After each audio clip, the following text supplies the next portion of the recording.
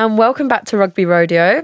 I am Emma Swords and I'm with my friend and teammate Sara Svoboda, where you will find us reeling from what an unbelievable opening round of the Women's Rugby World Cup 2025.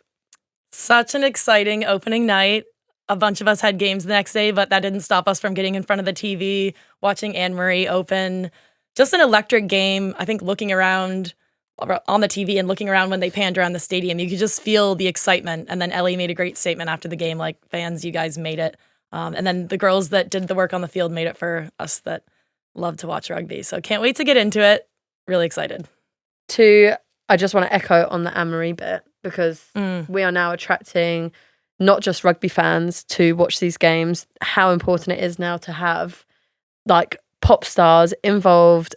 She's wearing something very much rugby, sporty, and I just think it's starting to really filter into different industries. The Rugby World Cup in itself is filtering into those different industries. And if there's one way to make the game grow, it's get an unbelievable pop star up there and celebrating women's rugby. Especially someone like her. Like, I always associate her with just such fun energy, such a bubbly personality. And personality is the one thing we're trying to forward with the women's game, and she's got loads of it. So it was so cool to see her. To then open to record-breaking crowds, record-breaking streams. We're talking 2.4 million people have tuned into the BBC to watch the opening of that game. Incredible. And then we see another 600,000 on the iPlayer. And when I was looking up the attendance from the last World Cup final, I got my little calculator out on the train today, and there's 144 more people at this opening game than the final of the 2022 Women's Rugby World Cup. And that's in another rugby-centric nation, New Zealand. So that's so exciting to see everybody show up in such a big way in the north as well. Yeah. Not a place that we typically associate Union with as much, but so exciting to see that stadium really light up. I'm sure Sunderland was rocking and rolling after that. It definitely looked it. So we're obviously going to start with the opener and just go through the game, I guess, with some of the biggest stars in sports, not just women's sport, not just rugby.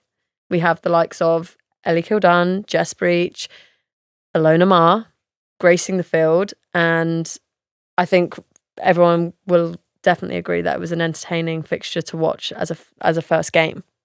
For sure. I think having those names that you drop there and then a couple up-and-comers from the States as well has been so exciting to put those two teams on that opening night. No lack of personalities across the board on those two teams. Such a fun matchup to see. I think we can get into it, but I think, the first 30 might have been a little bit slower of a start than we're typically used to seeing with the Red Roses bowling teams over with a couple tries early on. I think they kept us waiting a little bit for that first 10, but what were your thoughts around on how it got underway? Well, I think USA came out and they were relatively clinical, to be fair. They kept ball and they just kept going at England.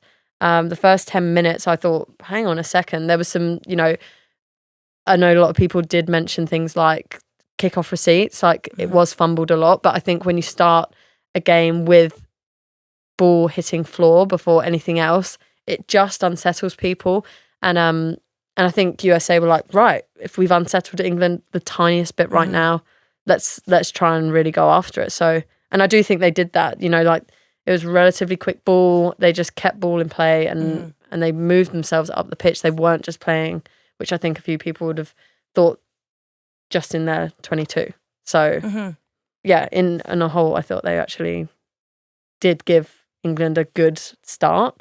Definitely. But obviously we've spoken about this before, the depth just of England. And once they get into their groove, they're so structurally sound, defensively, so structurally so systematically sound. I agree, and I think what the States understands that they can pick up on is they have a lot of like emotional energy out there when they play. Yes. They have like the Ilona Mahers, they have Hallie Tafu, who unfortunately was out with an injury, but she's usually someone that's clapping at the back of a breakdown, having those big come on, even though she's the quietest gal outside of rugby. We have actually an English but American-born Georgie Paris Redding, or has a family member. She's that firecracker. Yeah, if you're across the scrum from her, you're like, oh, okay, here we go. And I think she potentially was out early with a head knock or something, so they missed her concussion was bad. Energy. Bad. Like, she was on pitch for a little while and sat up. And I was speaking with Jenny Cronish. I met up with her. She missed out on World Cup this year, but by all accounts, like, Georgie was not feeling too great on pitch. So let's hope she is okay. But obviously heads are not something to mess around with, but a massive energy to miss from that team. Yeah, she's such a momentum player. She's going to be that like menacing back row that's, yapping at your heels and firing up her front row like Hope Rogers and all those girls. So yeah, she's missed, and hopefully all's okay with her head, and kind of comes back to that conversation in the first week of those mouth guards. Hopefully that's something that was picked up. So yeah, they grew in confidence really. The States, we can come on to it later as well, but had a really interesting try through a lock, which we love to see, lock on the loose. But yeah, England really grew in confidence once, you're right, I think they were able to handle the kickoffs and kind of settle into the game. But I think for people watching, players, any rugby fans, like, it is humbling to see, like, okay, even teams at the top, like, have a little bit of those nerves and you have to settle in, because it is such an environment, and these girls do play in front of so many fans in these international fixtures, but like a home World Cup, kicking off at night, first game of the tournament, like, there's going to be some jitters. Yeah, for sure. And I don't think we can ignore the fact that you spoke about a second row getting that little breakaway try for USA, like outpacing some of the fastest players in the game. But apparently she's like up there with second fastest in the USA team. So impressive. Now that you say that, I'm like, that adds up. She burst away. She like saw the try line and said, I'm not doing anything else other than putting my head down. And her celebration was just like so wholesome. She was like in true USA, like, yeah. I love when you can see that energy and just the excitement of like, let's go. Like, the team can rally around you, and just it's that capturing of momentum in that one split second that then just puts your team on the front foot. So yeah, love to see that. We love a lock and open play doing what they can do. They're more than just a line out meathead. Yeah. They can get a lot of things done around the park, and great for her. But I guess another kind of standout or impressive player for me was, I think, Alex Matthews. I think you could say like every game she, not even quietly, just gets through a lot of work. But I think in this game especially, she's just so powerful off the back of the scrum, throws her head into every tackle, and then like super nifty with ball in hand as well. What were your kind of thoughts about her performance? Well, she's just, like you said, obviously she's got such a great background in sevens. She was actually one of, like, when I was 13, 14, starting at London Irish, she was like the name at the time coming through. She would have only been like 16, 17 herself. And she has always been that caliber of player, like just unbelievably athletic. They used to take the mick out of how she ran. Like, I don't know whether they just call her like a ferret or something like that. I just remember, maybe that's just like a bit of a vivid imagination, but she has always been that way. She's been aloof, incredibly strong, very, very skillful.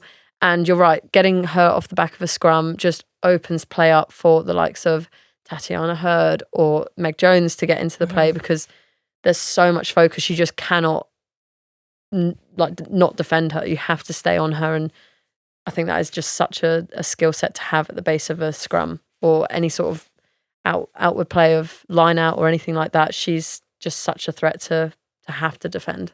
She really is. And like pound for pound, you look at her and you wouldn't expect her to probably weigh too much, but like what she has, she's like throwing around very solidly. Like you can tell she's someone that probably puts up great numbers in the gym and just is such a power athlete. So yeah, really, really cool to see her carrying off the back. And she was involved in a try that really stood out for me.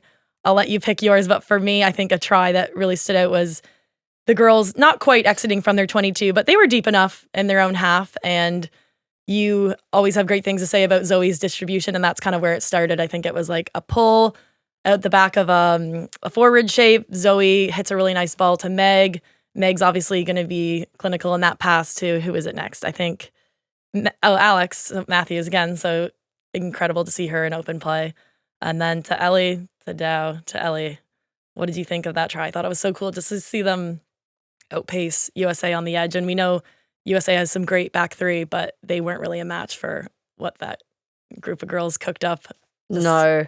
Well, that's just like England's like total standard, isn't it? Every player in that line of getting that try can distribute, do it at pace. And I did think that like the ball in play for those girls, when they execute and they just see that space, they're so good at capitalizing on it. You know, like at the end of the day, if you get the ball into Ellie's hands, and I say this with Ellie in particular, the way she can bounce around, and even if that space is there for that split second, she just makes it so much bigger because you can't wait off Ellie. You have to just meet her then and there. Otherwise, she'll just take, she makes this, it's like, is it Moses with the water? Oh, like parted. It's like she just parts, she's like, just a little bit more space, please. Obviously, I'm creating this. But then she'll just make something unbelievable happen. And I think get the ball into Ellie's hand in any sort of space. She's able to distribute. And then you've got the likes of like Abby Dow or Jess Breach on the end of that. And it's like try time. I don't think there's many back threes / tens that can either defend that or cope with that kind of threat, particularly in that line of space. Yeah, she'll see like the slightest turn of a hip and she's like, that's enough, thanks. That's a tiny little window and I'm going to be pushing through it. Yeah. And just her ability to spot that. And then you're right, when she has Abby Dow outside of her, she's probably not sweating too much. And yeah, I think whoever was commentating was like, I think Abby even could have scored that herself. And it's just like, that shows that, everyone's just world class in that back line. Like maybe, a little show and go she's in for like herself, but a nice selfless play to put Ellie in closer to the sticks. My try for England, it was a nice little insert from Sara. So line out, she's in, fake drive, comes out, and then Tatiana Hurd just made this unbelievable break. It was a great seam, great line that she made. She made a lot of meters on it. Quick breakdown. I think it was Sarah Byrne, then straight off the Mo to Sarah Byrne. And then it was just a matter of like feeding through. Zoe put a fantastic miss pass through. And then Ellie just like so coolly, ball in hand, and then just shoves it off, lifts to Jess. And then it's like, well, let's see your celebration then, girls. Let's see the Cowboys do their thing. But that was just, again, an unbelievably executed try from England. Everything's so clinical, and that vision to just flash it, again, get it into the fastest, most creative players in the world hands, and then it's very hard to defend when that's on your try line. And we love a team try, don't we, where you think it could be scored within the forwards, the next moment it's flashed out to the back. Like, I think that's something that a lot of teams at, different levels kind of struggle with, knowing when to like pull the trigger and, take the forward's foot off the gas and release the backs. Like for you, what stood out for them of like why they were able to execute that so perfectly? Like who's making that call to understand that was the time for it to go from your 9 POV? 9 POV. Well, I think to be fair, like Zoe stepping up and saying, no, I want this now. We've got the fastest players, most creative players, and we're 5 meters out. Like sometimes if you just slow it down, and especially with that line break from Tatiana Hurd, and then the quick ball from Sarah Byrne straight. Usually Sarah Byrne in 10 meter space, she's probably going to make 10 meters, if not score that try. But to have that vision from Zoe and go, no, Mo, we want it right now. We're not waiting for pretty generic play, which is off 9 again, then back swing, back round, and basically flash the opposite way and then try and catch the team off guard. It's like, no, there was your line out. All the forwards are pretty much mixing around one side of the pitch. Let's just play. If we've got 5 meters in front of us to dot this ball down, can we just get it into Ellie and Jess's hands? Yeah, let's do that. And I think that, again, like we said earlier, growing into confidence, sometimes, especially as halfbacks, you might want to like, you're just so clinical at trying to get the process right of, well, we're 10 meters out, really, let's try and play the forwards into it and suck them in. And then, but sometimes I think when you're in that confident state of mind, you're up in points as well. Let's just play. And I actually think a lot more teams, especially in the women's game, just because of, women defending, we often talk about defending in the 13 channel. It's quite a hard place to defend from. You're asking for your backs to close off any more space, and their timing is everything. So I think if more women teams do, and I think we say this at Quins, get it into the back's hands, get it into our back three's hands as quickly as possible. It's really hard for teams to defend that at speed. You heard it here first. Recipe to success to score 5 to 10 meters out with your facts. Let's go. I mean, I will still keep asking my big, strong girls to come around the corner. We will continue to fly around the corner for you, Queen. Do not worry. Thank you.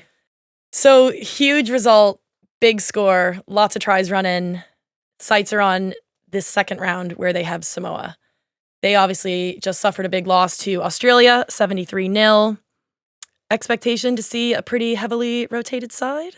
I would say so. I think, look, at like in any sort of World Cup, you want to preserve your players, your starters, and so on. That is just the way of which a World Cup works and any sort of tournament.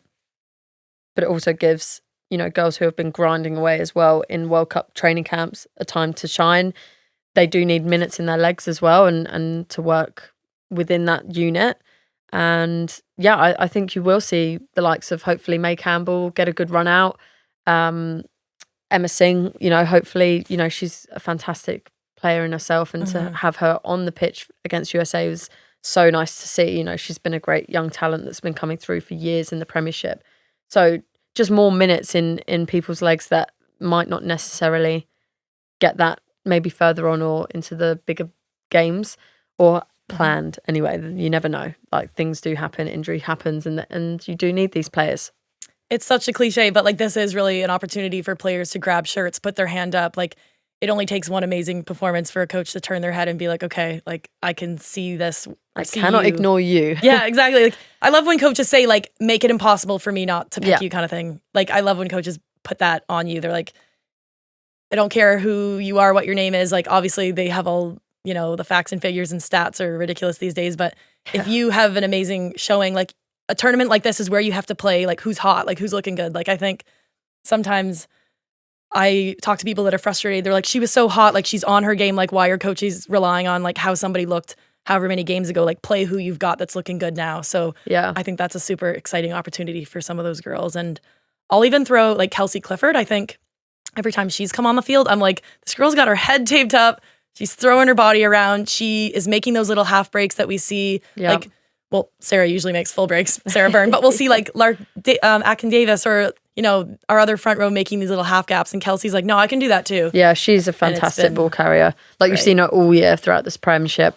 Line breaks, unbelievable tries that she scored as well, just single man tries. Like, yeah, she is just grown into her whole skill set. I remember when she first came through as a 17-year-old at Saracens, she's so quiet and just, she is, I've been around the block, all right? Sorry, Mum. But she, she is just such a sweet girl. To see her just really step up and own an England shirt is just so nice to see. Yeah, let's have it. Let's be having it. I can't wait to see the girls get their opportunity that might not get as many minutes and see what they can do. But if we now switch focus to the team that was on the other side of that game, USA, they're now hosting, not now, but in 2033, they'll be hosting the next World Cup. What can we expect from them in terms of development so that when teams arrive on that soil, this team is maybe in a bit better of a spot to compete for a top spot? Do you think there's anything in the works that's going on behind the scenes for them to kind of make that push? They've obviously had a massive, input of cash from Michelle Kang. After the Olympics, she obviously was wowed by the likes of Alona and the rest of the USA team getting their bronze medal. And I think obviously in America, money is hugely tied into the success of sport. They know how to put on a show, that's for sure. You just look at the NFL or any of the Olympics they've held before in the past and so on. So I don't think the problem with the USA squad, and I think the reason why the Premiership has thrived as much as it has, is it's such a vast country to create such a concentrated, well put together league. And that's where you get, an unbelievable essentially tournament to play in. The PWR works and has worked so well because it's a 4-hour journey to Exeter or, and an overnight stay, or it's 2 hours to Gloucester, and everything is so tightly knitted together. So you can put these performances, and the country's so much smaller. So to ask that of American teams to do the same thing, someone's in LA, and that's like is it like a 9-hour or even longer to New York? I don't even know how long that is. It's a long flight. So don't test my geography. So then it's like, well, where do we host all our league fixtures? Do we keep it all in one state so that we have all the girls congregate, but they've all got their own teams? And so, but then you're not spreading it around the country in the same manner that we do. You know, we have Gloucester fill out on a derby day with Bristol or something, you know? So I think you also have to take into account that if you're trying to grow the game there, those things really do. You can't ask fans to travel from New York to LA to, you know, watch their rugby team. So it would be really interesting to see how they want to grow the game over there purely to get, you know, the fans interested or, you know, whip up a bit of attention for them. Obviously, Alona's doing that incredibly well with getting awards at the SBs and so on. But I don't know what the magic formula is if you can't get that same sort of committed fan base or, you know, crowds and popularity within the actual country of America. Yeah, like the men obviously have the MLR, and that has been an exciting league to follow. Unfortunately, Canada lost the only, I think Toronto was there two? No, yeah. Toronto was the only Canadian team, and they lost that when their owner unfortunately died. So yeah, it was tough to see that. We're like, okay, you know, the men are kind of struggling to keep Canadian teams in there, and I think it's for the same reason of distance. So you're like, okay, could the women push for some sort of North American hybrid? Like, both sides are doing so well, like, are on the up and up, and it's like, it's such a shame that, you know, there isn't infrastructure to stay at home. Like, a lot of us love where we're from and love Canada or love the States, so we want to be there and be in and around our fans and have them support us from home. And we do love that they follow us all around the world, you know, social media wise to compete, and then over here for the World Cup. But yeah, you hope that one day there is some sort of setup. So we'll see. We'll see on that one. So in other games, one of the most exciting, potentially the most exciting of the first round, highly anticipated Scotland-Wales UK battle. That one is always so up in the air of who's going to come out on top. What was your, maybe we can start with like, what did you predict? What did you see the result of this being?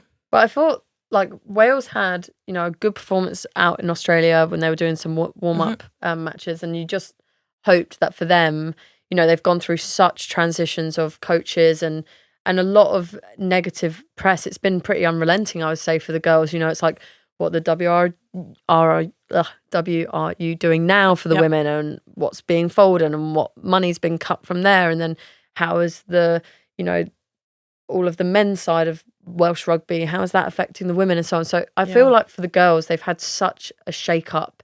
And so when they got that really, you know, emotional win against Australia, it was like, let's hope that can carry through. And, you know, Scotland, I would probably say they weren't really shining leading up to the World Cup. However, I think they were outstanding against Wales. It was very, very emotive. It was clearly very emotive fixture for them. It meant a hell of a lot for many players out on that pitch. You know, you had Rachel Malcolm. She did correct me. I was like, oh, congrats on your 50th. She was like, no, it's my 50th as captain. They've just marketed this all wrong. Oh. So I was like, okay. And then I was like, okay, so I really should have known that then. I wonder how many more she has to get, like, what's her total? What's Rachel's actual total? No, I didn't dive further into me being so naive to the fact that it was her 50th as captain. There we go. But, you know, it was a hugely emotive game, and they capitalised massively. I think it was Fran McGhee's first try. You know, it came from... And then second, and then third. Yeah, okay, yeah. The first of many. And it just came off nothing, you know.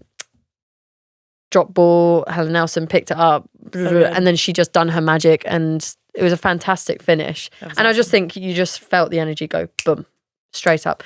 Wales did come back and score like a few minutes after. So it was tight at half time, but I just think Scotland were very, very good at capitalising on those moments they were given. Definitely. I think if you drew like a momentum graph, as we talk about in rugby, like they had it the majority of the time. And their backs were just so exciting and energizing, even within each other. There was just so many incredible tries where I'm like, each girl in the back line is just throwing an absolute zinger across to the girl outside of her and putting Fran away. Like, she looked so comfortable on that edge. So are you saying that's her first international try? Those were her first 3? No, I'm saying that the first try was the emotive. Oh, I see. Okay. Let's freaking go, girls. Let's go after the. It was so Welshies. good. And like you shouted out Helen Nelson there. She's a former teammate of mine at Loughborough Lightning, and I just can't say enough good things about her. She's just such a cool, calm, confident leader. And to pick the ball up and just make something out of nothing on that short side was so cool. And then to have someone that can finish so flawlessly outside you is exciting. But yeah, so great to see all them do well. And yeah, maybe a little bit disappointing on the Welsh side of things. It did look, they kind of hit a sticking point, and yeah, Scotland just ran away with it. I think, like I said in the England game, a lot of their backs were just so good at noticing like turned hips. And yeah, when you have those like 10, 15 meter line breaks and you're chasing back, like that's such a tough position to be in. And I think Wales ended up on the side of those a few too many times. And it's like, there's no doubt that this is really hard for Wales because essentially 2 people go through on the pool, and they've got Canada to go and play now. Likelihood of them beating Canada, very, very slim, I would say, given Canada's performance and current form. So it would have been a very, very tough one to take. That was a must win for both teams, really. So to then come away from that, but I really hope that the WRU can really go away and look at the talent that they have within that team and say, how can we've got Sean Lynn as well, unbelievably successful coach that has come in, and you just pray that somebody is really going to try and help this whole unit out, because they do deserve to be on the world stage. They do deserve to, at least fight to get into quarters and semis and so on, because how many of those women on that side are premiership players that have won trophies 3 times in a row now, and they're obviously quality players. Obviously they're missing the likes of maybe their England teammates and other nationalities to boost that up, but they are fantastic players and have been playing for Wales for many years. So yeah, it's quite a tough one for them to see them in that state, really. Yeah, we hope we can see them bounce back in a pretty big way. You're right, like that's going to be a tough game against Canada, but I think we've always had big physical battles with them. I think one of the last times we played them was a couple Pac 4s ago, and they never like make it easy. Like they're such a gritty, tough team, being led by the likes of Alex Callender. So yeah, hope they can kind of walk away from that, like lick their wounds and see where they can be better for the next game. But a team that is reveling in their big win was Ireland defeating Japan. We said 42-14. They're a team to watch. We did. Big styling. Yes. Yeah, that one. I think that was another one that was going to be, I think people predicted it to be a bit tighter. I know I maybe did. I think the last time those countries met, Japan was the winner in 2022, but they're teams that don't come across each other too often. So what was your takeaway from that game? Very exciting. They have obviously, as mentioned before in previous podcasts, they've had a huge injection of very talented and experienced sevens girls. They also have a very young 10 that I really do think is quality in Dana O'Brien. She definitely, the highlight reels, if you go onto their YouTube of the highlights of that match, there's so many of just her kicks. Yeah. And it's like, oh, is that the clip? Fair enough. Like it was a fantastic, whips, like, okay. It was a fantastic kick. So we're just going to highlight that. And then, some of their tries were just, again, very much capitalizing on the fact that they just need to get it into the likes of Bevan Parsons' hand, who is an absolute machine on the wing. So talented and incredibly hard to stop. So again, they're just utilizing all these different players that have come back into the mix for Ireland and give them their platform to shine. I think their forwards actually work incredibly hard around the pitch, and I think it will be a team to really stand up in things like quarters and if they do get their semi-finals. I think we need to recognize too that it's been 8 years since their last Rugby World Cup game.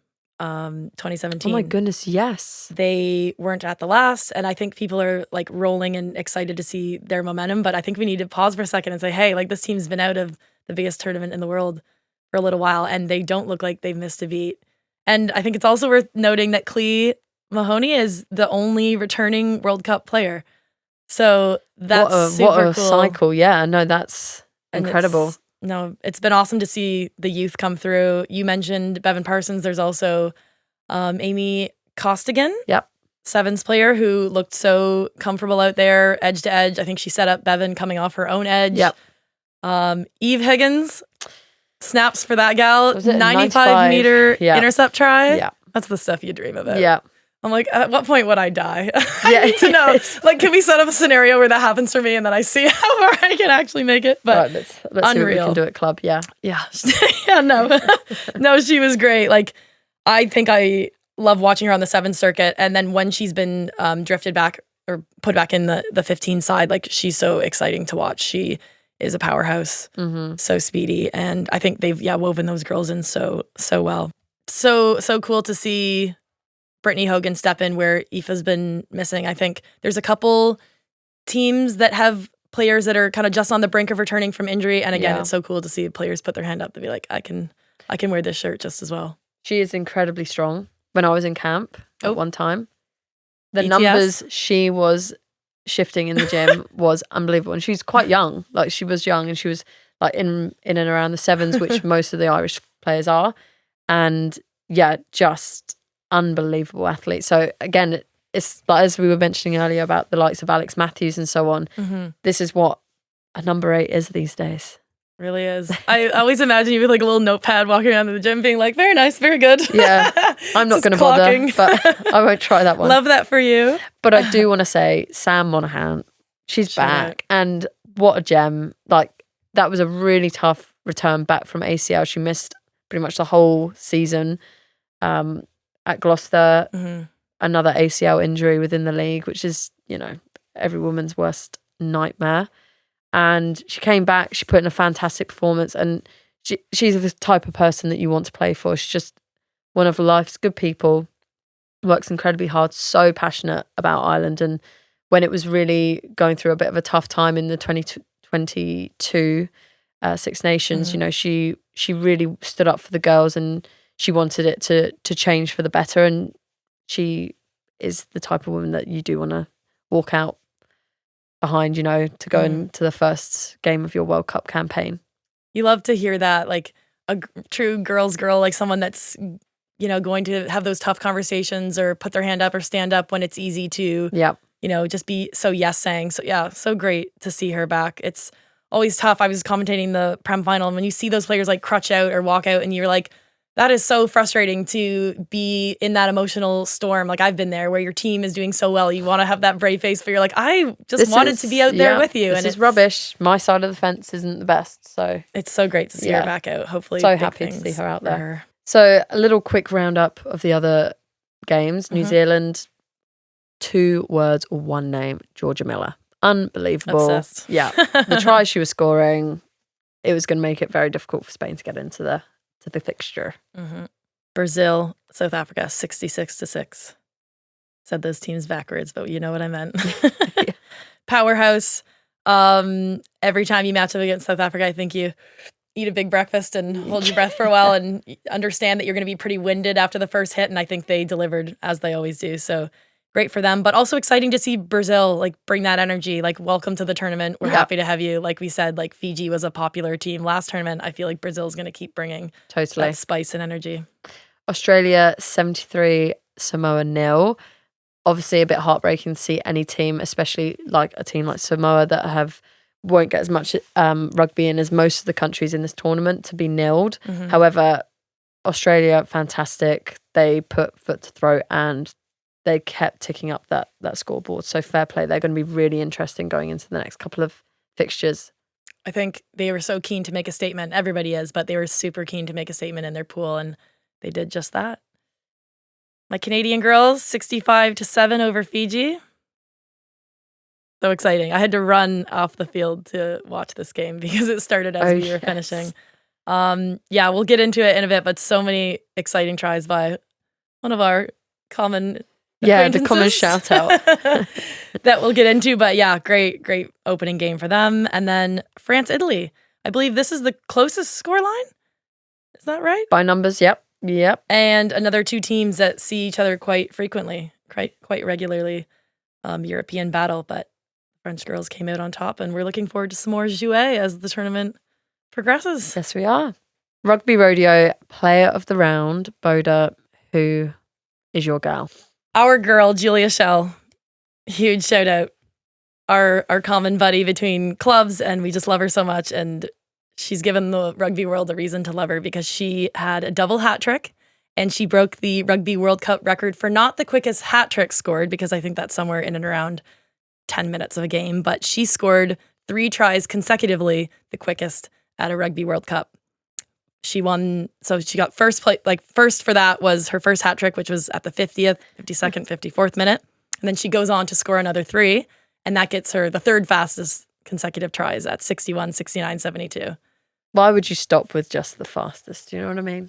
After that, she's like, well, this is easy. There's been so many memes flying around the internet. Yes, I was going to say the memes, it's like kissing her head, and it's like Julia Schell, the rest of Canada. I'm like, no, the rest of the world that obviously have been shouting out. I think we've said her name every single time we've been on this podcast. We can't not, Jules. And I think my favorite meme was a Legally Blonde. Yes. When she has her glasses on, and obviously the meme is referencing like her ex-boyfriend being like, you got into Harvard, and she's like, what? Like it's hard? And this one for Julia is like, what? Like scoring 6 tries. What? Like it's hard? Yeah, like honestly, she made it look so easy. So shout out to you, Jules. You are Rugby Rodeo Player of the Round. Game of the round. What stood out for you? What is that game that you're remembering leading into the second round that you hope is going to be just as exciting? Well, I actually think the Australia game, now hear me out. The reason I say this, yes, okay, it's a bit of a whitewashing against Samoa. However, it will be so interesting now leading forward to their USA game, because that's going to be a decider for those two. And if USA put up, a good fight against England, they didn't stop. However, it was almost like a reverse score to what the Wallaroos got. Mm-hmm. So I just think that standout performance to put 73 on any team is big. However, how is that team then going to lead into what will be a must win against USA, who did, almost receive that the other way round from England? And there's like positives and negatives on both. Obviously, USA didn't want to start their tournament losing, but they've had a great competition and a great fight, and arguably one of the best teams you can come up against to prepare you. Whereas Australia, yes, you're scoring lots of tries and things are connecting and clicking, but again, it's not an opponent that's testing you in that same way. So they're both coming in, you're right, opposite sides of the spectrum. We'll see how they meet somewhere in the middle, who shows up on the day, but I think people are going to be buzzing to see that game. I know I am. Yes. What about your game of the tournament so far?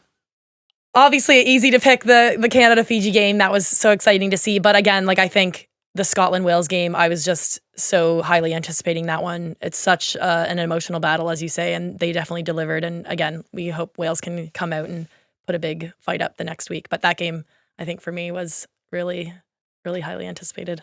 And I wonder who's going to join the hat-trick heroes for the next round. Is this going to become a thing now? Like, are we going to have who? Oh, you didn't score a hat trick? Like, what team? What are you waiting for? Yeah, what do you mean? Like, are you even at this tournament? So we had obviously Desiree Miller. She scored a hat trick. Julia Schell obviously scored a double hat trick. We had Azeza.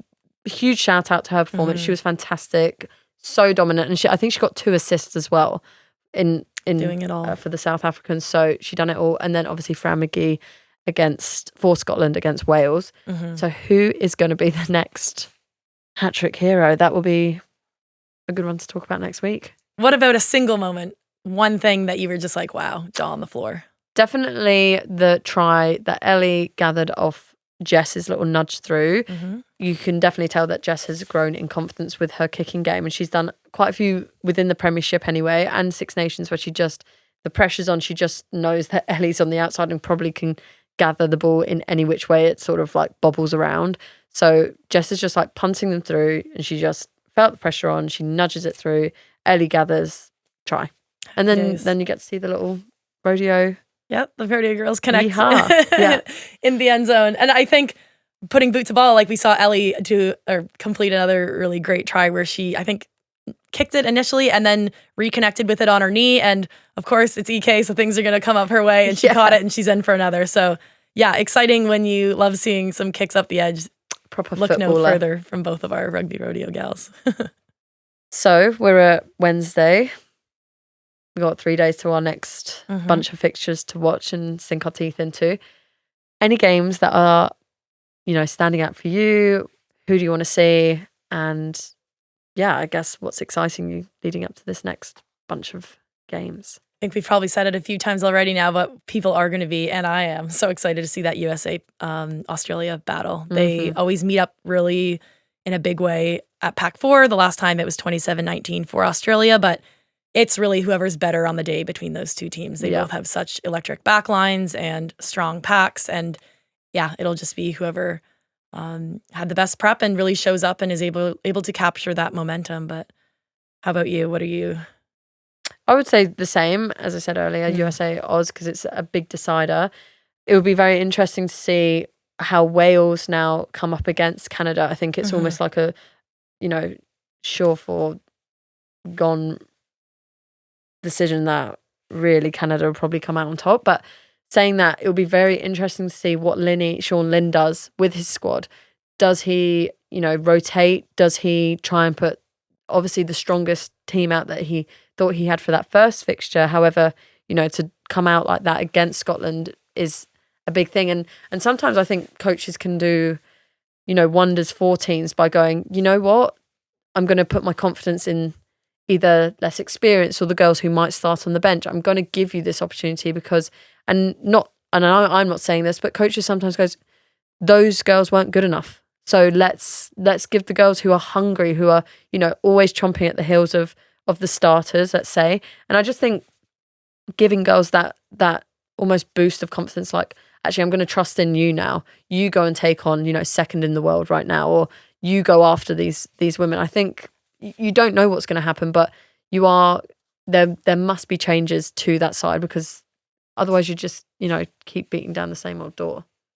For sure, it has to be who's looking good on the training park, and obviously you have your mainstays and people that are consistent. But if there's any shadow of a doubt in certain positions and you see someone putting their hand up in training or just playing out of their skin, again, like I said, this is such a short tournament, such a quick turnaround. You have to play who's on top and who's looking good and just who's hot in camp and who's looking great. Put them out there, give them that opportunity. I think I'm such a proponent of that. And when coaches give players that opportunity, I think it pays dividends. So yeah, we might see things shaken up a bit.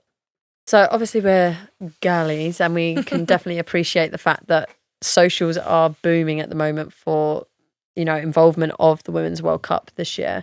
And it's actually just so refreshing to see different brands, different influencers, different comedians get involved to really draw attention to the World Cup, but also really draw a new fan base, really, and total different narrative. I would like to say that women are incredibly, they have an incredible ability to be commercialized. They want to work with brands.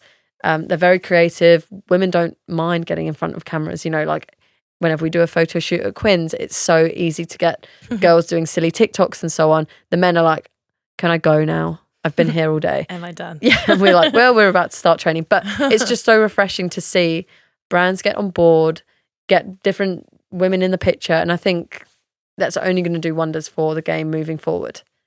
For sure. I think it's always cool as well to get that behind the curtain look.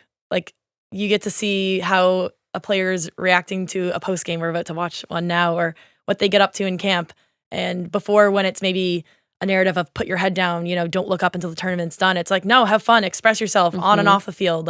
Feel your feelings, put it out there, let the fans see, express yourself. And we're going to go through a couple social media posts from some of our World Cup girls and see what they've been cooking. But it's been, really exciting to follow along with them. So I think we'd be delusional if we didn't start with an Alona post. And for, rugby fans, Wales got a lot of heat for this when Jasmine Joyce and Sarah Byrne did a TikTok after quite a harsh loss for Wales. And, Alona doing this post, quite a big loss against the Red Roses. It just shows, again, character, and it shows with the amount of likes that she clearly gets and views, it's another draw to the rugby world. So let's just have a little look through this.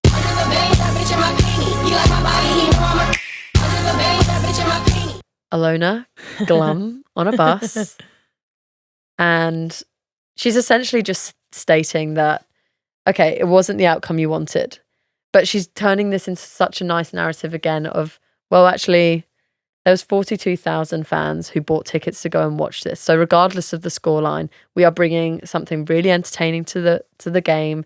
And that's not even mentioning the 2.4 million people tuning in to see the game on TV. So big love to Alona to actually highlight, yeah, cool, not everyone's going to win in this tournament, but what can we do? We can definitely entertain the 42,000 that are sat in the stadium and the 2.4 plus million people who want to tune in and watch the game anyway.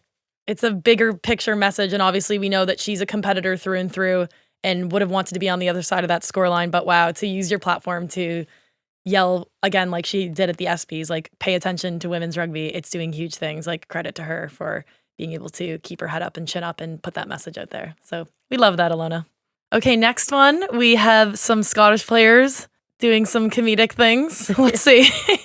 And I want to talk to you about something. Do you think your eyes are a little too smoky for every day? Yeah, I'm going through a phase. Is that okay with you? Okay, so this is on Ellie and Clark's TikTok. Shout out. And, you know, if we're going to get attention to the women's game, use the biggest platform in the world with a Kardashian trend. And essentially, Elian has a nicely blackened eye from being such a boss out on the pitch. And they, essentially stating, is that a little bit too smoky for you? The eye makeup? She's like, yeah, well, I'm going through a phase. It's just funny that you can turn something that probably stereotypically would have been like, oh, that's not very feminine or anything like that. And you're now making comedic sketches out of it using the biggest, names in the world, and fair play, girls. Like, we're capitalizing on a big black eye. They're like marks of a warrior, honestly. Like, I've never met a group of girls that are more pumped to have them. And I'm always jealous of girls that can have crazy black eyes. I'm like, I know like you. That. Sorry? She is actually carrying that off quite well. Yeah. Like, as black eyes go, I mean, let's be honest, the days that follow. You go through some phases, don't you? And it's like, you can't see purple. It's like nicely black pumped. And then when it goes through the green, yellow phase, you're like, I'm about done with this. But shout out, she filmed that at the perfect right time. We love the smoky eye. And the next clip, we couldn't not miss this. We couldn't miss this one out. So we've got Ellie and Jess, celebrating, loving each other on the pitch after a really good win. Also after like a few link-up tries that each other have kind of gifted to each other on a plate. But using just such the best soundtrack of 50 Cent Best Friend. It's just like the most cliche thing that probably 2 Rugby Rodeo hosts could get on a rugby platform. If I was your best friend, I want you around all the time. I want you around me all the time. Girl, I'll be your best friend. If you promise you'll be mine. Girl, promise you'll be mine. We love it. It was so great to see them link up in that game. And yeah, it was so fun to then give the fans a little taste of the fun energy that they get up to after the fact with the hand on the hip, lasso out. Let's go. Well done, O2, for capturing that. But I do want to shout out the best social media content that I have seen. And that's getting Chabuddy G into the Red Roses camp. Again, a total crossover of worlds. Like, I very highly doubt that you have never watched Some People Just Do Nothing. Based in Hounslow, Southall, London. For anyone that knows, And essentially, he's gone in there. He's just brought in a whole new, like, comedic sketch to the Red Roses. Emily Scarrett, as ever, has managed to keep a very stern face, as has Jess, giving the classic Jess Breach eye roll. And again, it's just like something fun. It's something totally out of the box. When would Chabuddy G rocking his like hairy chest and his gold chains and his leopard print? You've got to see this. You're looking at me like, what are you talking about? But like his leopard print shirt, and he's just taken his role very seriously as Chabuddy G, but just injecting a bit of fun into the whole vibe of the Red Roses. You need that. Like, the tournament is so serious and there's so many game faces on, but let's like clock off when it's time to play hard, like have fun. Like, I love the social media content that's coming out. It's so exciting to see people switch off and be able to enjoy their time with their teammates. Like, these are the best games, weeks, years of your life. So enjoy it while you can and have some fun with it. So that's awesome. The players need media training because it's very, very easy to say something very, very naughty. You can be the reporter and I'm going to be you, okay? Emily Scadat, okay? So, go on. Ask me a question. Were you happy with your performance in today's game? I know you are, but what am I? That doesn't even make any sense. Exactly. Confuse them. Go viral. So yeah, just a huge shout out to O2 for backing the girls and bringing some real injection of fun into the whole campaign. We love it. Shout outs time. The probably the moment that all the listeners are dying for their names to now start with. So we might need to start whittling through these lists now. It is getting longer. So shout out to Tewkesbury RFC women, who at the start of last season only had 7 players, but have more than doubled that for the start of this year's comp. And girls, congrats to that. It's not easy getting a team off the floor, and to double your players, it's only going to get bigger with this World Cup exposure. So best of luck for this season. And we have another Canadian crew that wants a shout out, Kelowna Crows from BC. They said the women's program is unbelievable this year, and I don't doubt it. So keep it coming, international shout outs. We love it. So a little Wallace and Gromit reference here of Wensleydale Heifers in North Yorkshire have asked for a shout out. No reason given, but they make great cheese. So shout out to the Wensleydale up north. We love it. And last but certainly not least, we have to shout out Izzy, Connie, Nell, and Lily from Wharfdale Rugby Club, who went along to the opening game in Sunderland, did the cowboy dance celebration every time our cowboy girls scored on Friday night. So love that, girls. Keep that up. Can't wait to see you at the next few games doing your thing. All right, that's it for this week. See you next week for more rugby, and hopefully we'll catch up with Jess next week because she's very close to a half century of caps, which is no means feat when playing for the Red Roses. So for now, Yeehaw!